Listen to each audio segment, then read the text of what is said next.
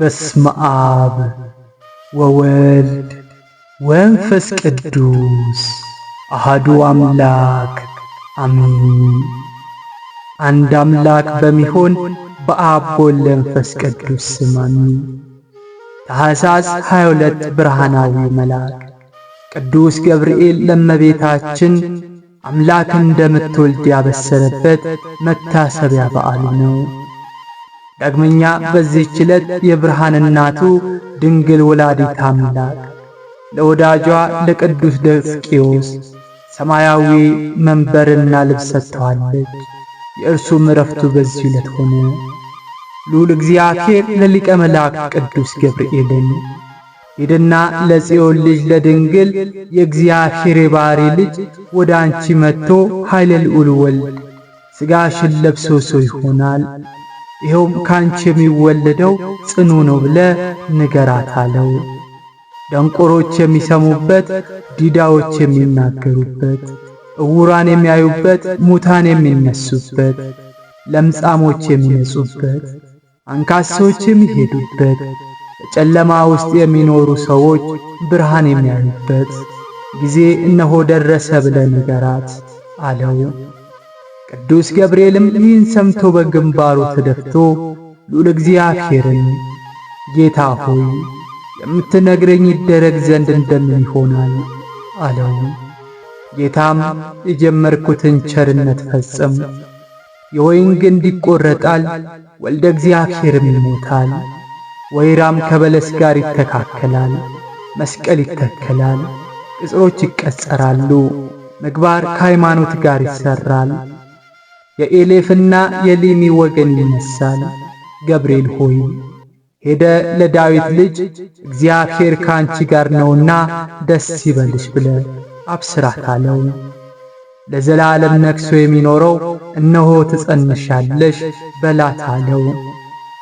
መልአኩ ቅዱስ ገብርኤልም ይህን ሰምቶ ሰገደ። ልብሱንም በላይ ይዞ በመስቀል ቀኝ ወርድ ዘንድ ወደደ።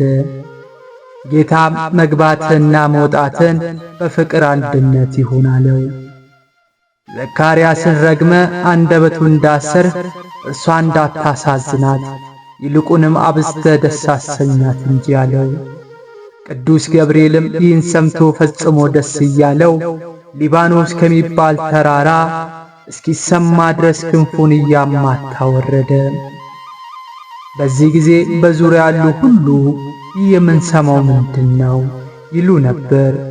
የተደረገበትን ቦታ አላወቁትም ነበር። እመቤታችንን በ3 ዓመቷ እናት አባቷ ብፅዕት አድርገው ለእግዚአብሔር ሰጥቷታልና ካህናትም በቤተ መቅደስ ከመካነ ደናግል አስገቧት።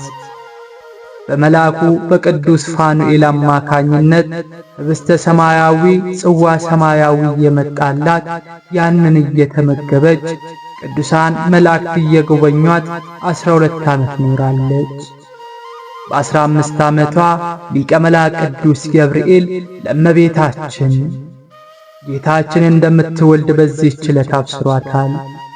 በመጀመሪያ እመቤታችን ውሃ ቀርታ ስትመለስ የተጠማ ውሻ እያለከለከ ሲመጣ ብታየው ለፍጥረት ሁሉ የምትራራ ናትና በወርቅ ጫማ ለዛ ለተጠማ ውሻ ውሃ ስታጠጣ አብራት የነበሩ ሴቶች ማድጋሽን አጎደልሽው፣ ቀድቼ ሞላዋለሁ እንዳትዪ ጉድጓዱ ጥልቅ ነው፣ መቅጃም የለሽም አሏት። ክብርት እመቤታችንም ውሃ የሚገኘው ከወደ ላይ ነው እንጂ ከወደ ታች ነውን? ፍጥረቱን ያጠጣ ጌታ ይሞላልኛል አለቻቸው። ማድጋዋም በተአምራት ሞልቶ ተገኘ። ሴቶቹም ዳግመኛ በዚህ ዘመን አምላክ ከድንግል ይወለዳል ይላሉ፣ ካንቺ ሆነ እያሉ ሲዘባበቱባት ወዲያው ከወደ ኋላ ሊቀ መላእክት ቅዱስ ገብርኤል መጥቶ እነሆ ትጸንሻለሽ አላት። እመቤታችንም ዞር ብትል የተናገራትን አጣችው። በዚህ ጊዜ አባቴን አዳምን እናቴ ሔዋንን ያሳተ ጠላት ይሆናል ብላ ሄደች። ዳግመኛ እመቤታችን ከቤት ደርሳ ማድጓን ስታስቀምጥ መልአኩ አሁንም በድምፅ እነሆ ትጸንሻለሽ አላት። እመቤታችንም ይህን ጊዜ ምን ነው ይህ ነገር ደጋገመኝ፣ እንዲህ ያለውን ነገር በቤተ መቅደስ ሄዶ ሊረዱት ይገባል ብላ ወደ ቤተ መቅደስ ሄዳ ወርቅና ሐር እያስማማች ስትፈትል መልአኩ ቅዱስ ገብርኤል እሁድ ቀን በ3 ሰዓት በጋድ ተገለጸላትና እጅ እየነሳ እየሰገደ አበሰራት። የእውነተኛ ንጉሥ እናቱ እመቤታችን ለአንቺ ፍቅር አንድነት ይገባል አላት። ዳግመኛም አንቺ ከሴቶች ይልቅ ተለይተሽ ንዕድ ክብርት ነሽ አላት። አምላክን የወለደች በድንጋሌ ሥጋ በድንጋሌ ነፍስ የጸናች ክብርት እመቤታችንም የብርሃናዊው መልአክ ቅዱስ ገብርኤልን ቃል በሰማች ጊዜ እንዲህ ያለውን ሰላምታ እንደምን ይቀበሉታል? እንዴትስ መቀበል ይቻላል? እኔ እንጃ አለችው። መልአኩ ቅዱስ ገብርኤልም ማርያም ሆይ መንፈስ ቅዱስ ያድርብሻል፣ ኃይለ ልዑል ወልድም ሥጋሽን ይለብሳልና አይዞሽ አትፍሪ አላት። ዳግመኛ ይህ ከአንቺ የሚወለደው ጽኑ ከሃሊ ነው፣ ስሙንም ኢየሱስ ትዪዋለሽ።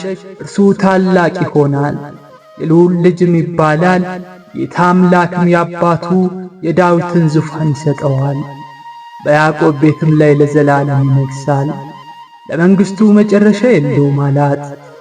እመቤታችንም መልአኩን ምድር ያለ ዘር ፍሬ አትሰጥምና እኔ ወንድ ስለማላውቅ ይህ እንዴት ይሆናል አለችው። መልአኩም መልሰው መንፈስ ቅዱስ በአንቺ ላይ ይመጣል፣ የልዑል ኃይልም ይጸልልሻል። ስለዚህ ደግሞ ከአንቺ የሚወለደው ቅዱስ የእግዚአብሔር ልጅ ይባላል። እነሆም ዘመድሽ ኤልሳቤጥ እርሷ ደግሞ በእርጅናዋ ወንድ ልጅ ጸንሳለች። ለእርሷም መካን ትባል ለነበረችው ይህ 6 ወር ሆነ፣ ለእግዚአብሔር የሚሳነው ነገር የለምና አላት። ክብርት እመቤታችን ይህን ጊዜ እነሆኝ የጌታ ባሪያ እንደ ቃል ይሁንልኝ አለችው። መልአኩም ከእርሷ ዘንድ ሄዶ ተሰወረ። አካላዊ ቃልም በማጸኗ አደረ። በዚያችን ቅጽበት የእመቤታችን የፊቷ መልክ ተለወጠ፣ እንደ ፀሐይ ማሸበረቀ። ከበዓለ ልደቱ በሰላም ያደርሰን። ወስብሐት ለእግዚአብሔር ወለወላዲቱ ድንግል ወለመስቀሉ ክብር አሜን።